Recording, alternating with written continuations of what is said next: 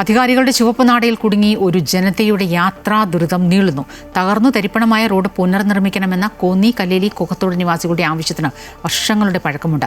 വനമേഖലയായതിനാൽ വനംവകുപ്പിന്റെ അനുമതി ലഭിക്കാത്തതാണ് നിർമ്മാണം വൈകാൻ കാരണമെന്നാണ് അധികൃതർ നൽകുന്ന വിശദീകരണം.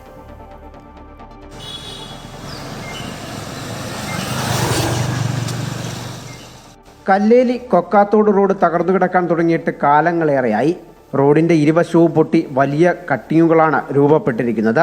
ഇതുവഴി വരുന്ന വാഹനങ്ങൾ ഈ കട്ടിങ്ങുകളിലേക്ക് ചാടി അപകടത്തിൽപ്പെടുന്നത് നിത്യസംഭവമായി മാറിയിട്ടുണ്ട്. കൊക്കാത്തോട് വയക്കര നിവാസികളാണ് ഈ റോഡ് തകർച്ച മൂലം ഏറ്റവും കൂടുതൽ ദുരിതമനുഭവിക്കുന്നത്.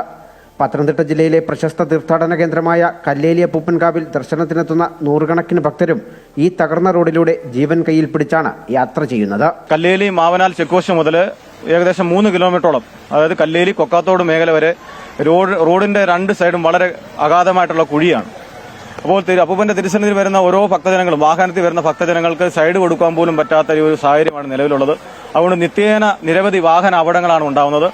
ഇതിനൊരു ശാശ്വതമായ പരിഹാരം ഉണ്ടാകുന്നതിന് വേണ്ടി നമ്മുടെ കോന്നി വനം ഡിഎഫ്ഒയ്ക്കും CCFനും വനം മന്ത്രിക്കും അടക്കം നിരവധി പരാതികൾ ഇവിടെ നിന്ന് പോയിട്ടുണ്ട്. പക്ഷേ നാളെ വരെ യാതൊരുമായിട്ടുള്ള പരാതിക്ക് ശാശ്വതമായിട്ടുള്ള പരിഹാരം ഉണ്ടായിട്ടില്ല.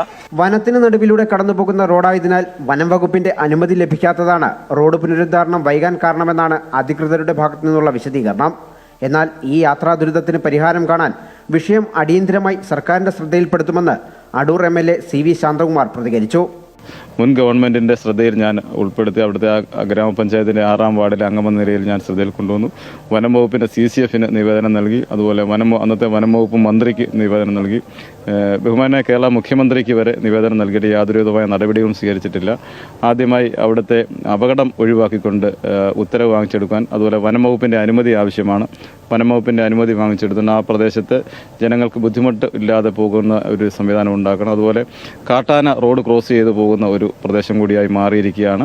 തീർച്ചയായും ആ പ്രദേശത്തെ ജനങ്ങളുടെ ജീവന് സംരക്ഷണം നൽകുന്ന ഒരു വലിയ രീതിയാണ് അവിടെ ഉണ്ടാകുന്നത്. ആ കട്ടിങ് നിരപ്പാക്കി മുന്നോട്ട് പോയില്ലെങ്കിൽ നിരവധി റോഡപകടങ്ങൾ ഉണ്ടാകുന്നുണ്ട്. അതുപോലെ ഗതാഗതം ചെറിയ വാഹനങ്ങൾക്ക് പോലും സൈഡ് കൊടുത്തു പോകാൻ കഴിയാത്ത രീതിയിലാണ് റോഡിന്റെ നിലവിലെ അവസ്ഥ.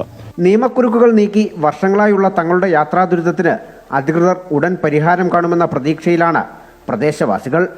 അമൃത ന്യൂസ്, പത്തനംതിട്ട.